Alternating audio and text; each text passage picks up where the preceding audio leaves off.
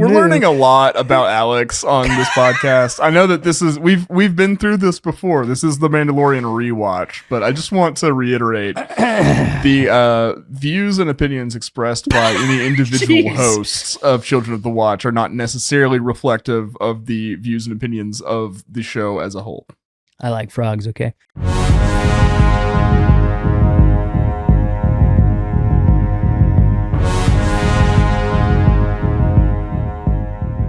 You're listening to Children of the Watch. I'm Mac Lacey. And I'm Alex Maxwell. And today we are continuing with the Mandalorian Rewatch with Season 2, Chapter 10, The Passenger. If you're new to our podcast, we break down every single episode of Star Wars television, scene by scene, to analyze the story, find comfort Easter eggs, and explain how it all connects to the larger Star Wars universe. And we're back to do it today with Chapter 10. Now, last week was so fun. We had Star Wars Explained, Alex and Molly on with us, and man, it was just fun revisiting that. And if you haven't listened, go back and check it out. It was a blast. I love having them on. For sure. It was a blast to catch up with them, get their thoughts on Chapter 9, The Marshal. It's also kind of, I think, indicative of what's to come down the line for our Season 2 of our Mandalorian Rewatch. We're looking forward to having lots more guests, lots more surprises for you guys. So, thanks, Alex and Molly, again. But we are continuing the Mandalorian Rewatch with Chapter 10, The Passenger. So just general thoughts about this episode. It's very much like the second episode of Season 1 for me, of I just have a weird kind of nostalgic reaction to this episode that I know this is not anybody's favorite episode. But in some ways, that's what makes it great to me, of this is such a fun adventure. And something that Alex said last week has really resonated with me and stayed with me since he said it, of I think it's good that Lucasfilm made Andor, and I think that they should look into making more content like that. But it's also good to have a show like this, where it's just wild, kind of zany, Star Wars fun every single week. And that's what Season 2 especially is. Now, I think when we talk about, when this premiered and the context in which it premiered, it was the only Star Wars television show that we had. So maybe some of the criticism that people had at the time of there's too many cameos, there's too many surprise, too much of that. Too much of playing with your Star Wars toys, maybe lessons now with more variety of Star Wars television that we've got, of actually now looking back on it, it's it is totally fun and fine because we do have Andor, Right. Yeah, for sure. And we've got the Acolyte, which gave us an exploration of a whole different time period. We've got Ahsoka doing, and while Ahsoka is also, I think, really self-referential, it's referencing different parts of the Star Wars canon and kind of getting the meta representation for a lot of the prequels and Clone Wars and Rebels stuff. Right. But it's also still doing incredibly new things. There's an entire different galaxy that's not the same old galaxy far, far away that we know and love. Something new. Exactly. So and Skeleton Crew, all kinds of new revelations and ideas, and a really fresh look at what it is to just live in the New Republic and in the galaxy at the time of all these crazy political events and wars and things like that. And then also, Obi-Wan Kenobi gave us what an incredible moment. I think that entire show was worth it, despite all of its flaws, was worth it for that moment of seeing Vader's mask broken and the light changing and him saying Anakin is gone. And basically kind of in a weird way, giving Obi-Wan permission to forgive himself. Yeah. Say what you want about Obi-Wan. I loved that show, and it's one of the more rewatchable shows, I think, that there is. But man, that moment was incredible. Moments like that, just absolutely worth it. For sure. So like you were saying, I do think, now that we have a huge roster of other shows that are doing different things and kind of taking different narrative angles and stuff like that. I do think, I was one of those people who had the main criticism of season 2 of being like, this is all kind of cameos and stuff like that. And like, I wanted to focus more on like the original characters that I'd gotten to know in the first season and love and everything. Right. But I think in the rewatch, I have definitely lessened that. It's a lot more fun now to see these things pop up. And watching week to week when you never know what's going to happen, and then an episode coming out and it being very self-referential and stuff, that's not always what I wanted. But now that we're looking at it just in terms of the body of work that exists for Star Wars TV, it certainly, those criticisms are lessened a lot. Yeah, there's just something, I think also just with time, it's like, it's pretty fun. Yeah. And I think this episode in particular is pretty fun. I remember this episode getting a lot of criticism after such a wonderful opening, and like, what are we doing? I thought we were going to go to the Mandalorians and stuff, like what, or pick up with Boba Fett being like the next thing, because that's the last image that we were left in with chapter 9 was Boba Fett walking away. So I think a lot of people were just thinking Boba Fett's going to show up in the next episode or something like that. And to go on a whole side quest adventure on an ice planet with a frog lady is a choice, but it's a choice that I certainly enjoyed. Yeah, I like it. And I mean, I still don't think this is a terribly narratively important episode or anything like this. I think if you saw the rest of The Mandalorian and didn't see this one, I can't speak to a particular theme or something like that you're not picking up on in the same way. Yeah. However, I'm glad it exists because it's got lots of funny moments. I think humor is something that Star Wars has to be really intentional about of keeping around, just because it is that so important to the human element of everything. Right. And it's also just it's a cool adventure. I also think it may have felt a lot more important if they had gone forward with the Rangers of the New Republic show. Sure. Because I think Carson Teva and everything that's happening with him in this episode would then seem to have more narrative importance because of the ways it ties into another show directly and connects it all Mandoverse wise.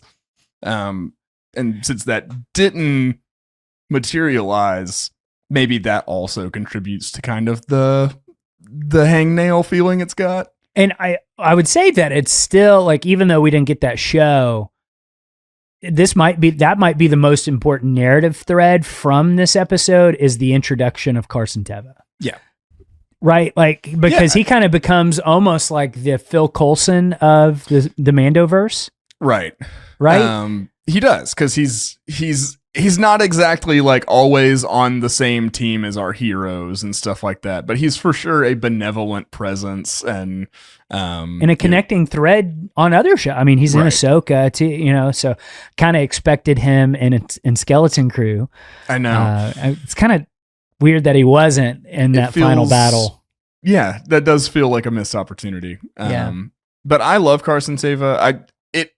I forget that this is kind of like, this is his introduction. I guess he's such a presence for me in the Mandoverse that I just kind of assumed, it's a different episode that he's introduced, but I guess it is this one. Yeah, because if you remember, we met Trapper Wolf in season 1 with the other New Republic pilots, but we didn't meet Carson.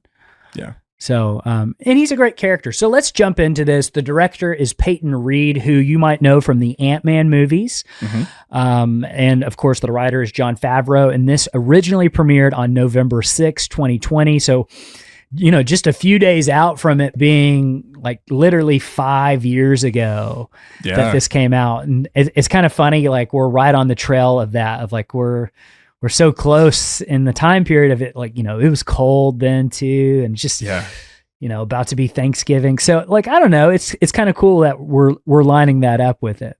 Yeah. I don't know if when I was watching this, I had snow happening outside my window as I do now, which is incredibly uncharacteristic for where I live in November. Same. It is so cold. Like, I don't know if you're watching the YouTube, like I'm bundled up right now. Yeah, we're cozy boys. Yeah, I've got the heat cranked. Yeah. Yeah. Yeah. So I can't remember if it was that cold back then, but it definitely is today. Yeah. All right. So let's jump into this. This first part, I'm calling the ambush, because what we have is Din and Grogu speeding across the sands of Tatooine on their speeder bike, fresh off their victory over the Krayt Dragon, and hauling enough meat to feed half of Mos Eisley. And it's a peaceful ride, right? For about 5 seconds. As things tend to go in The Mandalorian. And you got a gang of Nikto raiders and some other aliens springing a trap on them, snapping a cable across a gully and sending Din flying one way, the speeder the other, and Grogu somersaulting like a green acrobat. Din hits the sand hard but recovers fast, taking down 2 attackers with a whipcord and some trademark Mandalorian efficiency.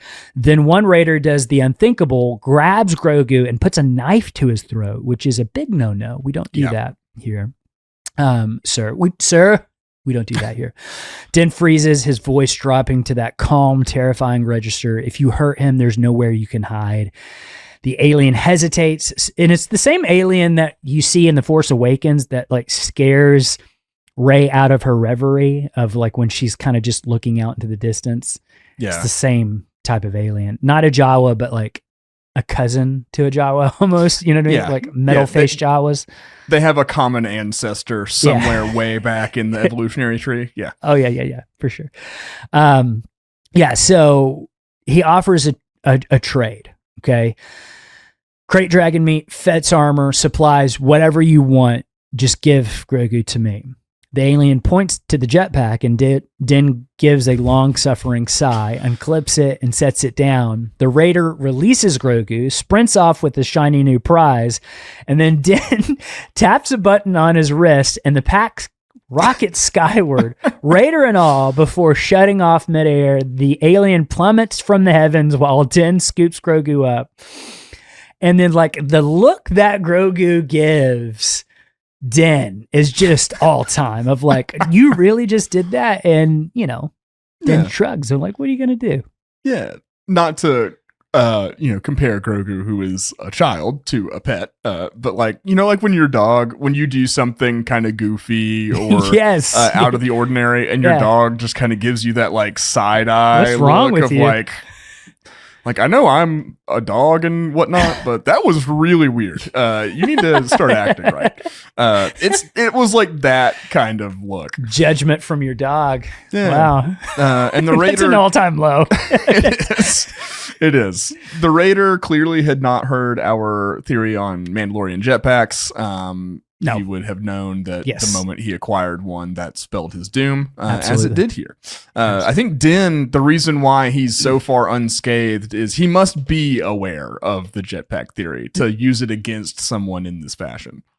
Now, I will say, like, good on the Raiders for knowing exactly where Din would be driving his speeder. You know, like, now part of me wonders, like, is the tracking fob still working on Grogu? Like, has anyone turned that off? How do you turn that off? I still have so many questions about these dang tracking fobs. Yeah. Because I guess if the tracking fob's not in play, they would have had to just hear word about what happened with the Krayt Dragon, that there was a silver armored Mandalorian with a weird green kid who came into town and saved the day kind of deal. They could have heard that way, but it seems like that word would have traveled really, really fast. My other theory was that maybe these were people who were in Cobb's village. They certainly looked like raiders, and not associated with the village, but they could have kind of been background characters that we didn't see or whatever, but that knew everything that was going on and knew Wave about 2. the bounty, ahead of time. Yeah. Yeah. I think that it's either the tracking fob or word got back really fast. And the word getting back really fast would not surprise me, like someone just turning on the radio at Mos Pelgo and saying, we slayed a Krayt Dragon. Right. And I wonder too, then, like, is there like almost like these unspoken roads on Tatooine where it's like, this is the best place to drive your speeder and like just stay on that path, almost like a, Google Maps or whatever. Like this is the way. Yeah, I mean, it may just be like, this is This is the way. Listening to that in a GPS voice, I'm like, turn left. This is the way. I really like this sequence though, because we just had Din in a really heroic moment last episode, right? To establish just what he can do, that he is a person who cares and, does want to look out for people at a base level and stuff. But then this scene does a lot to reestablish, like, remember, he's not the kind of Star Wars protagonist you're used to. He's not just gonna accept that he's made this trade. Like, he's gonna get, the Raider's gonna get his comeuppance. Right. If Din was a Jedi, I feel like they would have actually made the trade and gone their separate ways, probably. I guess I lost my jetpack. Yeah. But, we reestablish him really quickly as like the only thing he cares about at the end of the day is Grogu. And protecting Grogu, and anyone who harms or threatens Grogu has forfeited their life in Din's mind. And I get that, I get that. All right. So this next part, he's got a new lead. So with his speeder bike reduced to scrap and sand in all the wrong places, Din trudges back to Mos Eisley on foot, arriving long after sunset. I love the way he's just carrying everything like on the pole. Really kind of a cool look for Din. I'm not going to lie. I like it. It's doing something for me, Mac. Inside the cantina, yes, that same Mos Eisley cantina from A New Hope and Chapter 5, The Gunslinger. The dim lights and low chatter feel almost welcoming, and it's, business is picked up back in the cantina. Things are looking a little bit better than they did last time. Yeah. Until he spots Pelimato gleefully playing sabacc with none other than a giant insectoid named Dr. Mandible. Yeah. I love Dr. Mandible. He just an ant. That's just what he is. He's just an ant. That's it. He's big, but that's a he's great just shirt. Like, instead of like, I'm just a girl, like it's Dr. Mandible. I'm just an ant. I'm just an ant in the world. Yeah. I'm just an ant. Man, Dr. Mandible, I wonder what he's a doctor of. Is that something you can look up real quick? Is that you continue on with this description. I will do some cursory research to find out if I can find just what Mandible's doctorate is in. Thank you. And where did he attend school? Like, I'll get legit? You his full credentials. Okay, sweet. I think he went to Vanderbilt. All right. So she greets him like an old friend, immediately eyeing the Mandalorian armor in his bag. You find a Mando and kill him? She asks half jokingly. Din dryly replies that the man wasn't Mandalorian and that he earned the armor by killing a crate dragon. And Peli goes, "Oh, is that all?" Just like very sarcastically. Though his tone would suggest that it was way more trouble than it was worth. And when he mentions he's out of leads, Mandible clicks his mandibles thoughtfully and offers a deal. Cover his bet and he'll share a contact who knows where to find other Mandalorians. Now, do you have that information, Matt? The only information that is available on Dr. Mandible is that he is a skilled sabacc player, as noted in this scene in this episode. Except in he's The Mandalorian. Not. Yeah, well, maybe Peli's just that much better. I don't know. Okay. But yeah, that's how he paid his way through. His biography on Wikipedia starts with, as a cantina regular, Dr. Mandible was sitting at the bar of Chalmun's Spaceport Cantina in Mos Eisley when the Mandalorian bounty hunter Din Djarin walked in. So I think this is where Dr. Mandible's life began, actually. I think this was his first day. And this is all that's happened to him. Was he in the background in A New Hope? Was he in the background of A New Hope? I know he was in the background in Chapter 5. Yeah. In New Hope, he may have. So I know he's not in the cut that we have now. Okay. He may have been originally. I don't think so. Speaking of cut that we have now, there are, just to like totally cut you off here because I'm ADHD and I will forget. There are a lot of rumors that we are getting the original cut for the 50th anniversary. I think we will. Kathleen Kennedy screened it in Britain. There was entertainment news articles that went out about that. So it exists, I think, and I think they were kind of testing the waters with it and stuff like that. I think we'll see it. You think it will come out on Disney Plus? No, I think it'll be a limited theatrical run. if we do. They'll want to keep that. I think it'll the be on cash Disney gate. You think it will? I think it will. I just don't see the business model like behind that. Honestly, I don't see how streaming works in general. Like, it doesn't make any sense to me. Of like, how are you making these billion-dollar shows when I pay like $10 a month? I don't know how that works. Yeah, I think I don't know. I don't think it does work. Is the answer? This is what we're learning. This is why Mandalorian and Grogu is coming out. I think that's kind of what we're learning. But yeah, on Dr. Mandible, that's it. He is not listed in the currently appearing in A New Hope. So I think he is just inspired by the praying mantis type character that was in there. That's what I'm thinking of. Like they had a it's his the rival. praying mantis was there. Dr. Mantis. I would Dr. Crane. I'm doing some really Dr. Scythe. big logical steps with Dr. Crane. Dr. Scythe would work because mandible scythe. Yeah, it's like I think that works. They're rival doctors. Or actually, he's J.R. Scythe Esquire. He's not a doctor. He's a lawyer. So Better it's Call Dr. Scythe. Mandible and J.R. Scythe Esquire. Better Call Scythe. Oh man. Anyway, wow, we got to write this fan fiction and put it for free on our Patreon. If you want that, comment on the YouTube and let us know. Because I'll wait as the demand for it just starts streaming and just rolling. I will write it so hard you have no idea. Motto, we have threatened and done worse in the past, so.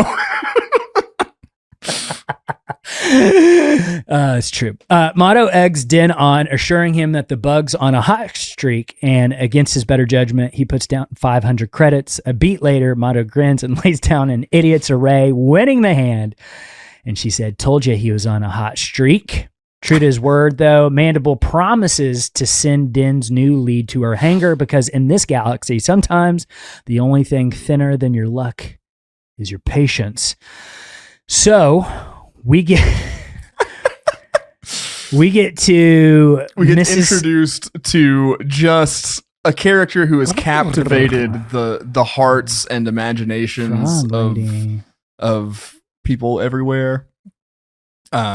She's, some say she's got the eyes of a gecko, the hands of a different species of gecko, the tail of a monitor, not a gecko, but still a lizard species. Yeah. And then, all right, let's get down to brass tacks on this. Let's talk about her. She's called Frog Lady. That's her name. She's a lizard. Yeah, I guess. I think she's a lizard. But who's to say what frogs are in the Star Wars galaxy? True.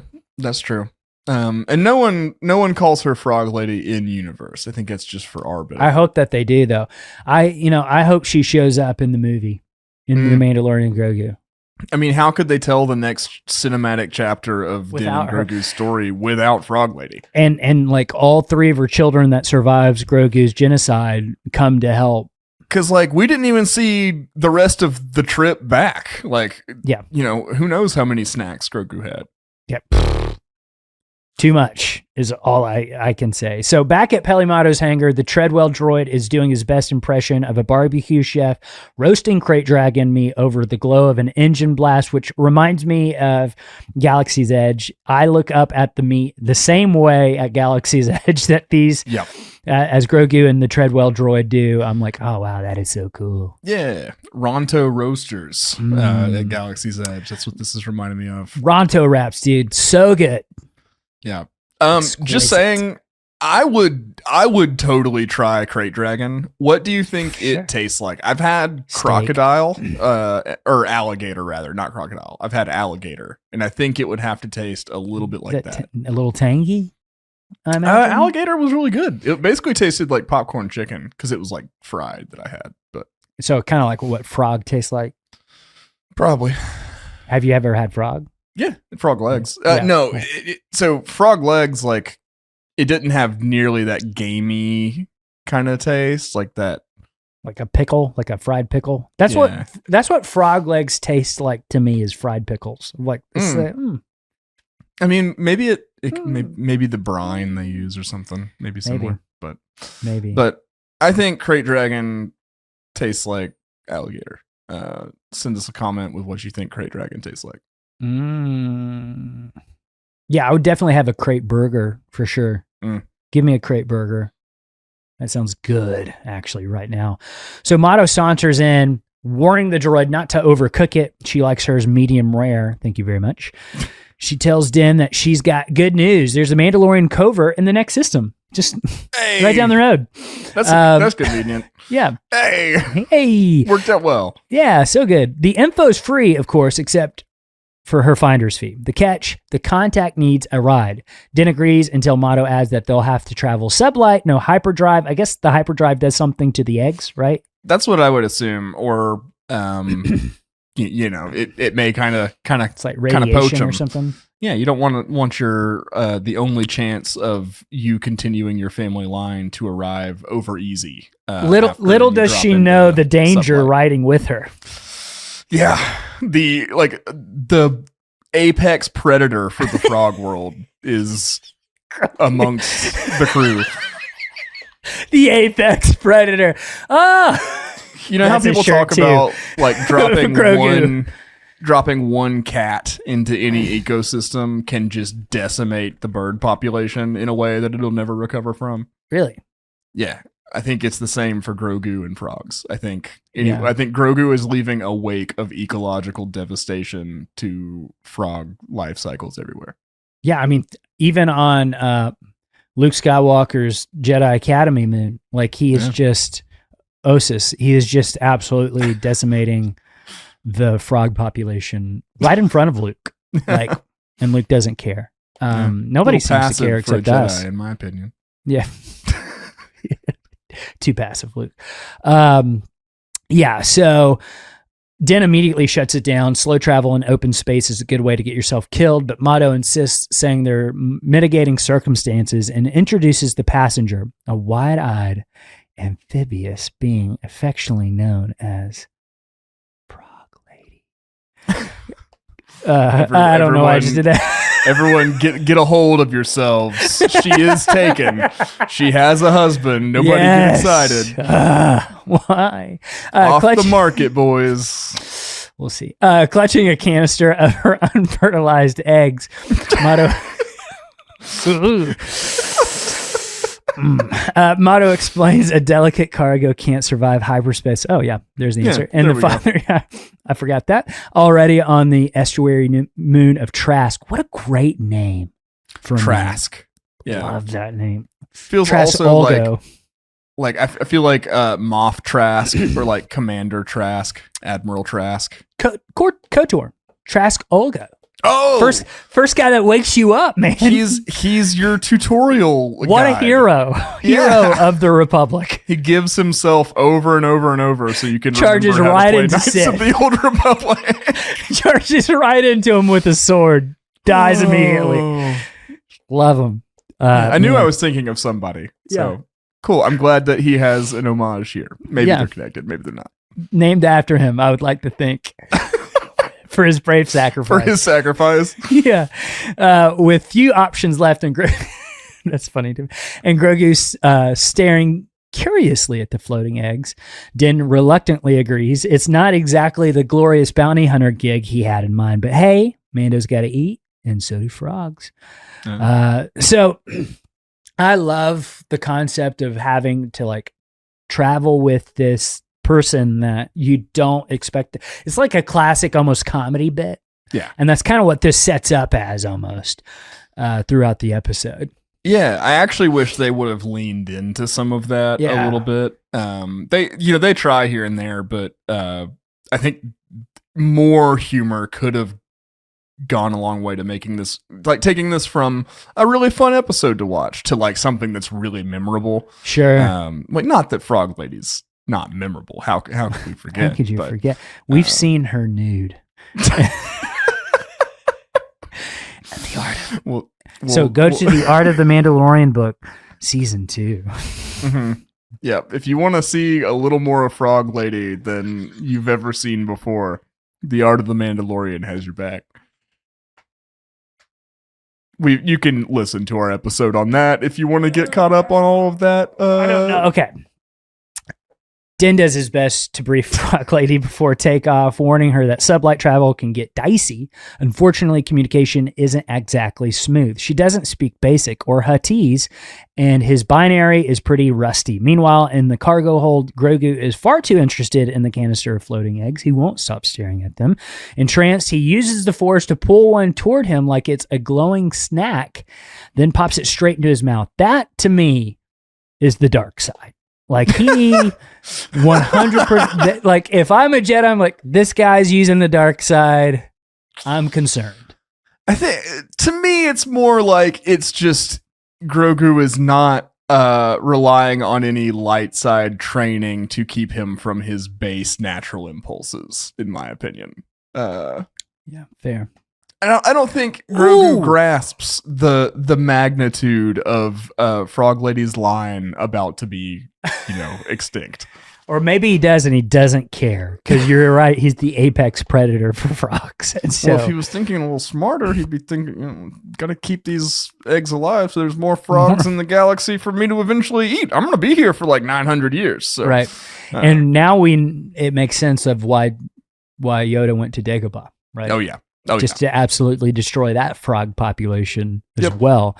What if, I just had this thought, what if Grogu got his love for frogs from Jar Jar Binks, who potentially helped save him, and the in-between that we have no idea about? Yeah. If Jar Jar was, helping out with Killer and Bex, absconding with Grogu from the Jedi Temple. Yeah. Shows him around. And Jar Jar's like, oh, I'm not going to do a Jar Jar impression. Please don't. But you can imagine. Let's just move on. Let's keep it moving. All right. Din catches him mid-bite, scolding him like an exasperated dad. That's not food. He tucks Grogu back into his hammock before trying to get some sleep himself. The nap doesn't last. Alarms blare, and Din rushes to the cockpit to find 2 New Republic X-Wings pulling alongside, the space equivalent of flashing police lights. We get Captain Carson Teva hails him, asking why his transponder isn't emitting. Din tries to charm his way out of it, except the problem is Din's not very charming, like at all. Bedside manner is not his not strength. Good. He's no Han Solo. Yeah. Claiming the crest is pre-Empire surplus, but Teva isn't buying it. He politely explains that all the ships in the sector now fall under the New Republic jurisdiction and need to broadcast a beacon. Din stalls, hoping that they'll leave him alone, but the pilots persist. If he can't prove he's not Imperial, they'll escort him to the nearest outpost, which is a Delphi base. That's our first kind of like, oh, there we are. And that's going to be in the movie, right? So it's set up in this episode as well. So you think Carson's going to be in the movie? I really hope so. Me too. I love his character. Yeah. I love the performances, and I think he adds a lot to humanize the New Republic. Like, it's important to check in with somebody who's not commanding armies and leading planets and stuff like that. It's important to just like be Coulson. like, exactly. Like, how is someone who is, more involved in the efforts of the government and stuff than just the average person in the galaxy, but someone who is just, he's doing his part, helping out. He wants to make a living serving his community kind of deal, instead of like, Mon Mothma and Princess Leia and these characters in the New Republic that exemplify the pinnacle of its leadership and that occupy this more mythological status. I think, a character like Carson Teva is really valuable just to be like, the New Republic is made up of just people too. Yeah. Just like we get a lot of good looks at, random individuals in the Empire, and it can humanize the Empire in a way to an extent. It is the Empire. There's something kind of inherently inhuman about it. Yeah. But getting to know Dedra makes you understand, oh, her choices are especially kind Cyril, of really too. Yeah. bad. like Yeah. you know, you are just a person, and yet you're doing these things. And now it's like, okay, Carson's just a person, and this is what just a person trying to help out looks like. You know? Yeah, for sure. So I think that's an important perspective to have around. Absolutely. So out of options, he sends the ping. There's a pause, then quiet chatter between the pilots as their X-wing shift into attack formation. You never want to see that. No. It's like when the cops turn the lights on. It's like, okay. It's like, okay. All right. They found something, and it's not good. When they ask if his ship was near the prison transport Bothan 5, which is a cool name, by the way. Many Bothans died retrieving the information of Rogue 2, the movie we'll never get. Din doesn't stick around to find out what happens next. He yanks the controls, dives towards a nearby ice planet. Same ice planet from the very first episode, by the way. So it's all in the same area, right? So that's the same planet. Okay. This is the first time I'm internalizing that information. Yeah. That's interesting. Yeah, it doesn't really change anything narratively for me, but it's cool to know. Yeah. So kind of makes sense of like, okay, they're literally in this little sector pretty much all the time. Yeah. In the show. So yeah, he's diving down to the planet. And suddenly the chase is on as Trapper Wolf mutters over the comms, "We've got a runner." The Razor Crest takes an absolute beating as Din pushes it through the clouds and ice canyons of Maldo Caris, trying to shake the X-Wings.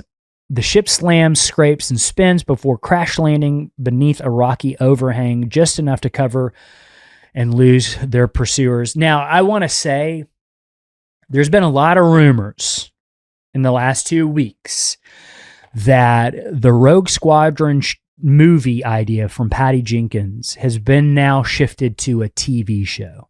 And we have been advocating for that since the inception and announcement of that whole thing of like, that's awesome. I think that would be a better TV show. Yeah.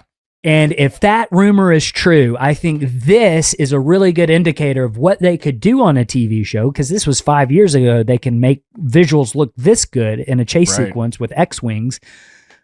Imagine what they could do now. And like, not every episode has to be all X-Wing and TIE fighter chases the whole episode, right? Like there's kind of a Top Gun element of the drama behind it.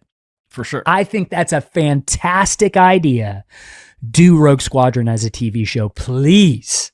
Yeah, I would love that so much. Like you said, not only just because of the amazing potential for cool dogfights and space battles and all of that kind of stuff, but also for the almost the band of brothers element of it, to like see how these relationships and connections are forged and strengthened or tested under battle, and how the tolls of war, like what it takes on relationships, or how it can forge and strengthen them. And I think exploring that with X-Wing pilots, and also getting TIE fighters blowing up and stuff like that in the process. Yeah, it's hard to make a case for that being a lose.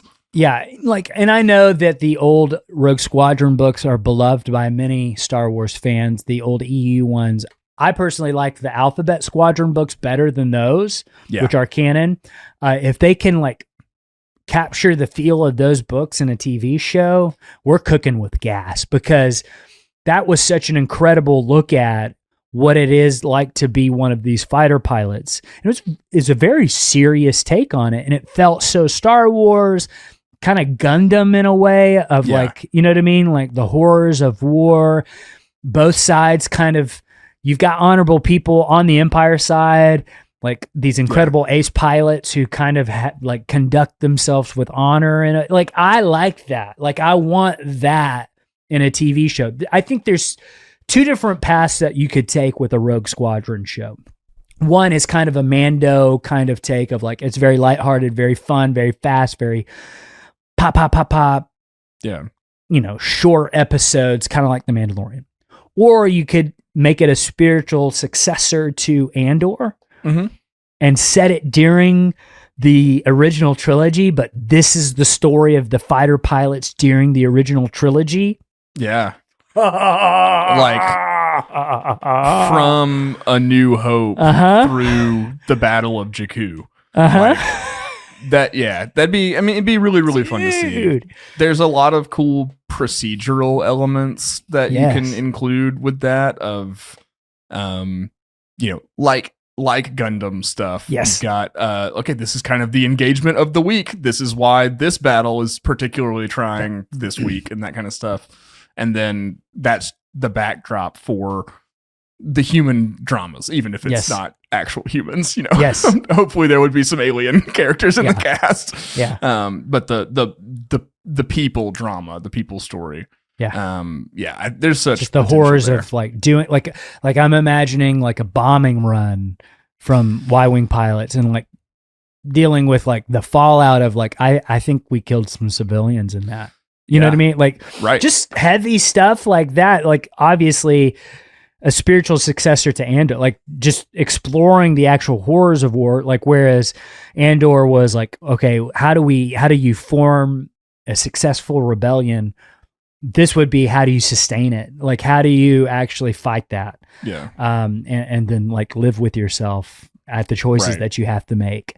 Right. And there's so many conversations about, cause right now, like where the rebellion is in Andor and through the original trilogy. And then there's so many growing pains transitioning into the New Republic because of the war they've just fought, all the losses that they've just suffered. And I think that kind of show could be a really good sandbox to try to really flesh that connective tissue out, like really give us on screen characters, really pushing for disarming and then pushing against that and talking about the dangers of it and like the threats that still lurk in the galaxy like it basically getting at the core struggle of, okay, we've won the war, but how do we keep ourselves from becoming the Empire? Which is very Gundam. Yeah, exactly. Yeah, exactly. And I think that's a necessary follow-up conversation to Andor.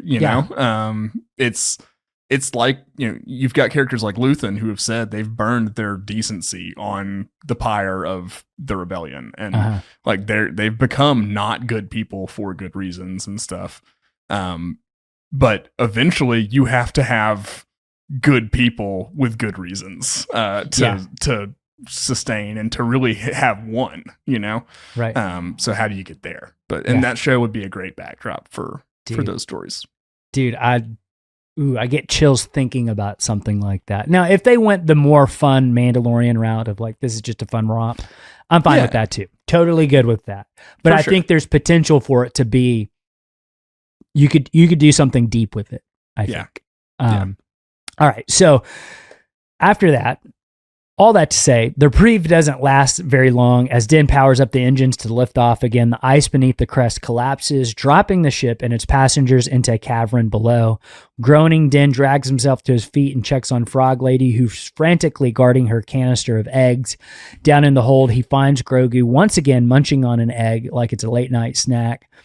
Din sighs, the kind of exhausted sigh only a parent knows, and trust me, it's like deep within your soul, and hauls him out and from under the wreckage.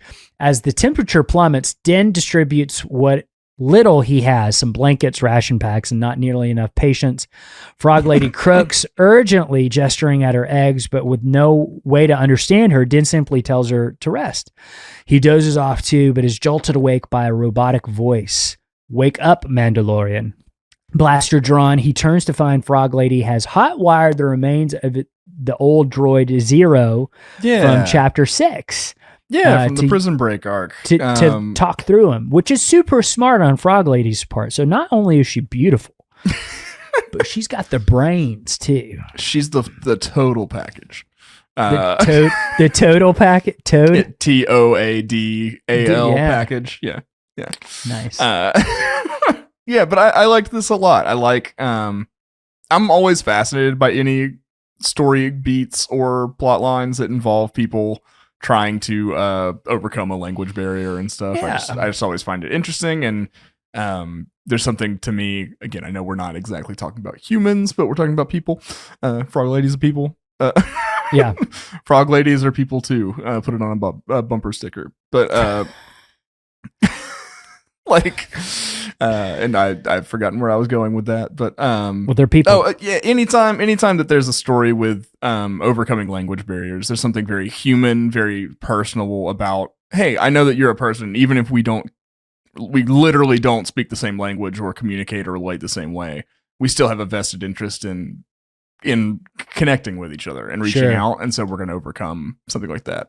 I know that's I'm reading a lot into it. That's not necessarily there in the episode, but that's what we do. If you've been listening to the show for any amount of time, you know that is what we do on everything, whether it's super serious or not. We make it more than what it actually is. Yeah, and that's because we love Star Wars, and I love it so much. I wish I could hold it. And pet it and love it and kiss it.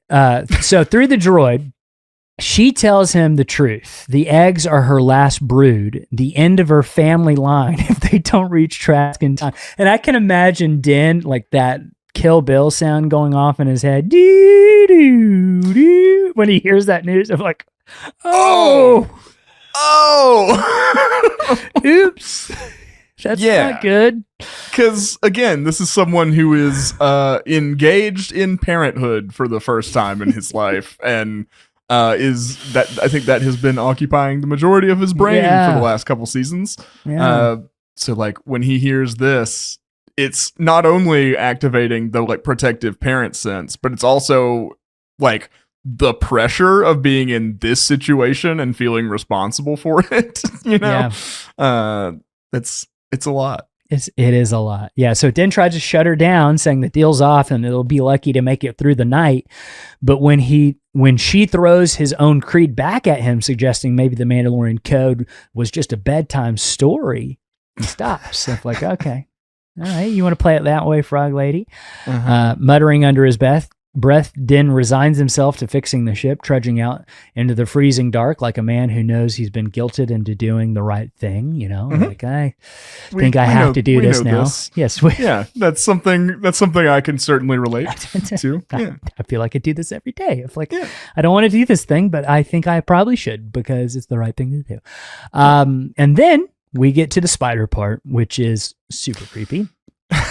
So big Rebels vibes. The episode with Zeb and Callus crashed on an ice planet very similar to this, with very similar spider creatures. Yeah. I was just constantly reminded of that, and it makes me wonder. I'm like, also KOTOR on Dantooine trying to go find any sort of lightsaber crystal. What are they called? Are they called the Kinrath? Is that what they are? Yeah. Those little creatures. They look very similar. And these are basically the same thing. These are also Kinrath, I would say, right? And because they're based off of Ralph McQuarrie drawing from The Empire Strikes Back.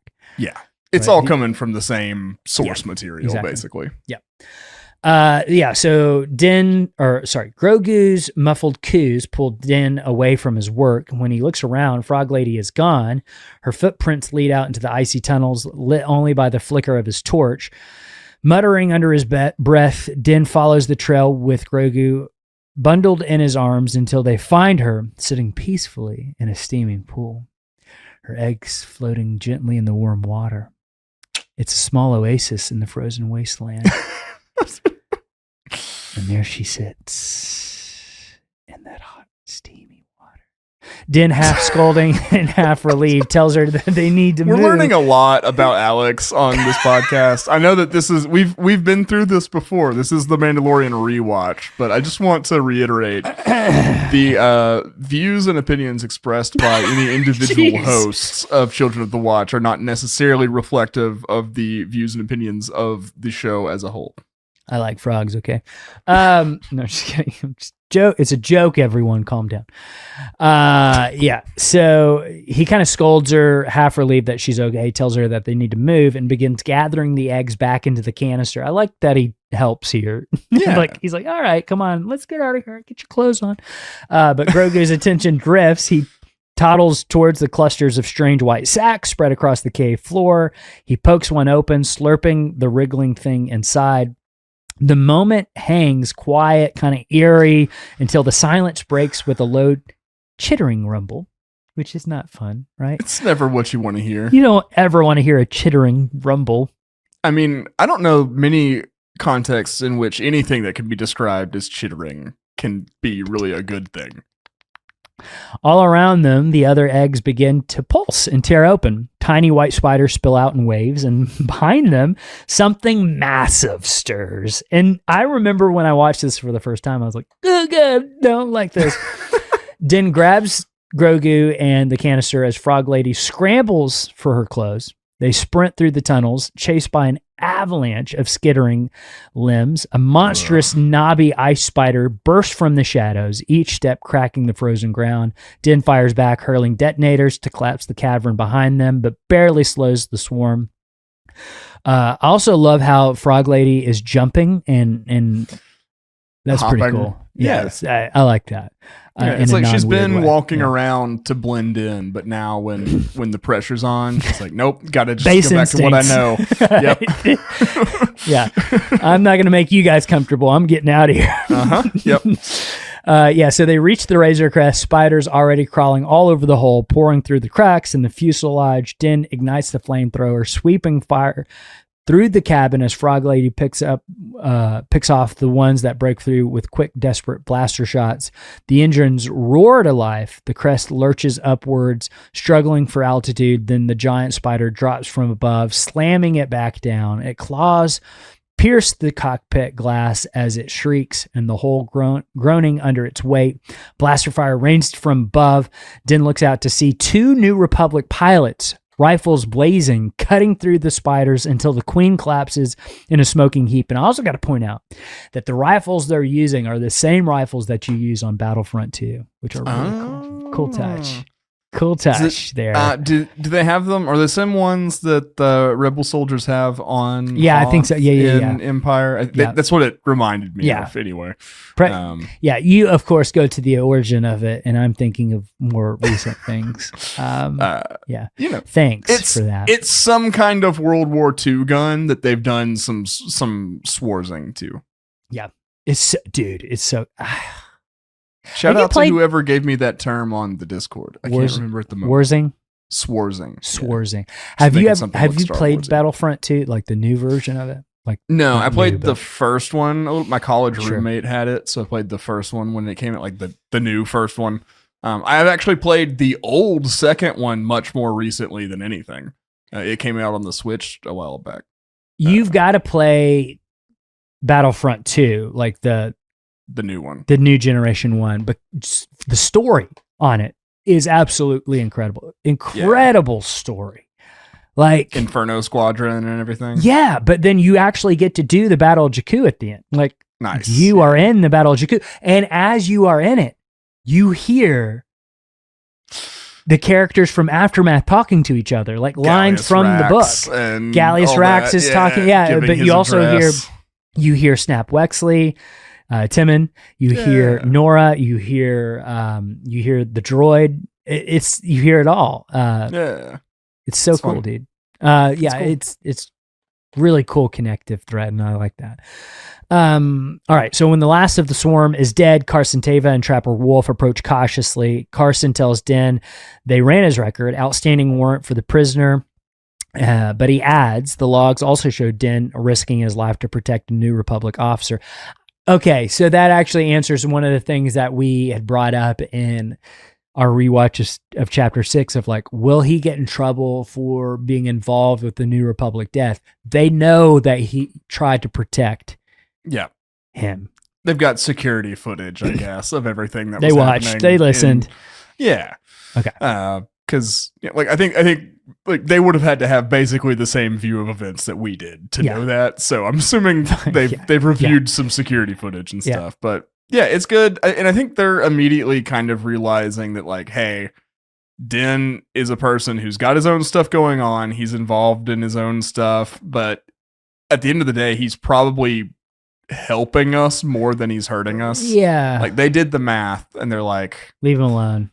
yeah, you broke one. You were involved in the escaping of one prisoner, but you also gave us 3 prisoners in exchange, kind of, and protected a New Republic officer. So we can tell where your like real you're fine allegiances. Like, yeah. he even says like these are trying times. Like if the New Republic was just going swimmingly and they had no issues, it may have been a different story. But I think everybody's kind of looking for a break everywhere. Yeah. So. Yeah. So I like that he says these are trying times of like, we'll let this one go. You know, like these are rough times out here. And Din offers to wipe the bounty in exchange for help with repairs. The pilots refuse, saying, just fix your transponder so we don't have to vaporize you next time. And then they fly off and the Resistance theme plays, which is cool. Yeah. I mean, it's a like, I think the track in the Force Awakens soundtrack is called Fanfare for X-Wings. So it makes sense as well. That might be, besides episode 1. Episode 1's probably my favorite John Williams. Oh. Right? Yeah. Come on. Second behind that is I'm talking just Star Wars. Yeah. Okay. Because if it was second behind that, it's probably Indiana Jones. Jones. Second behind that for just Star Wars is probably The Force Awakens. Like in terms of full soundtrack scope, I love that soundtrack. I'm going to go Empire. One of the things that really pushes Empire over the top for me as my favorite of the live action films is the music. I think there's something so romantic and that captures the like bittersweet feeling of everything in that movie. Yeah. It's so good. Like all the Cloud City music's beautiful. So I think probably I'd agree with you on the Phantom Menace being just some top-notch John Williams. Yeah. I'm gonna let you finish. Okay, sorry. I was just picturing Cloud City in my mind, and the blues, the pinks, the purples in the sky. Yeah. So I'm gonna have to put Empire above Force Awakens, but I agree with you that it's awesome.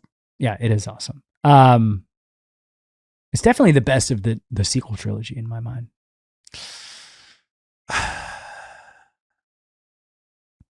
This is a whole other episode. Yeah, it is. I don't think Force Awakens, Rise of Skywalker, Last Jedi in terms of soundtracks, if we're putting them in order. The Last Jedi has the Jedi Steps, like the Jedi First Steps track. That's at the end of The Force Awakens. They have it in.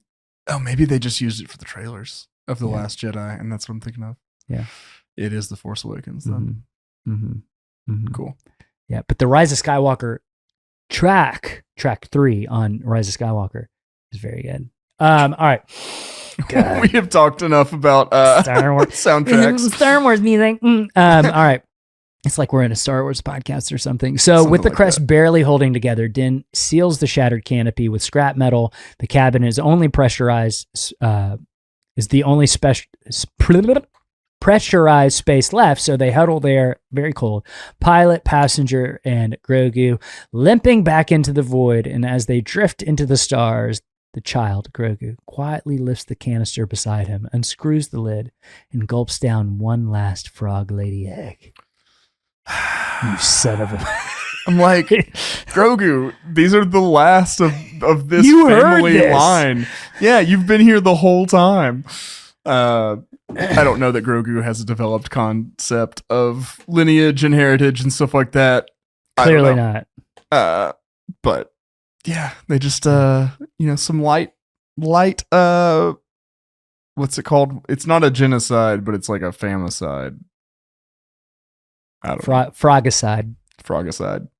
Yeah.